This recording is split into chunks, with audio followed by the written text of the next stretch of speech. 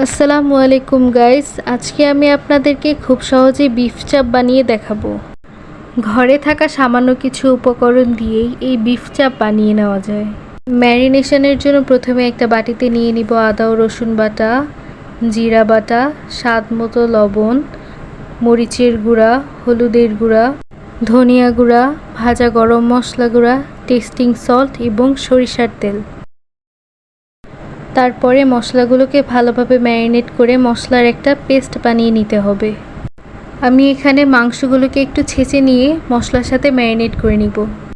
মশলাগুলোর সাথে মাংসগুলোকে ভালোভাবে ম্যারিনেট করতে হবে যাতে প্রতিটা মাংসের পিসে তেল ও মশলা ভালোভাবে ঢুকে। মাংসগুলো ভালোভাবে ম্যারিনেট করা হয়ে গেলে 20 মিনিটের মতো রেস্টে রেখে দিব। তারপর ফ্রাইং প্যানে তেল ঢেলে দিয়ে তা গরম হয়ে আসলে মাংসের পিসগুলো এক এক করে দিয়ে দিব। এবার মাংসগুলোকে ততক্ষণ পর্যন্ত ভেজে নিব যতক্ষণ পর্যন্ত না মাংসগুলো প্রপারলি সিদ্ধ হয়ে যাচ্ছে।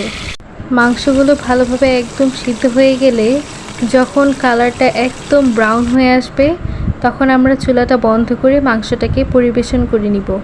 দেখতেই পাচ্ছেন চাপগুলো দেখতে কত সুন্দর লাগছে এবং খেতে অনেক মজা হয়েছিল। আপনারা অবশ্যই বাসায় বানিয়ে ট্রাই করবেন এবং আজকের আমার রেসিপিটি কেমন লেগেছে তা কমেন্টে জানাতে ভুলবেন না।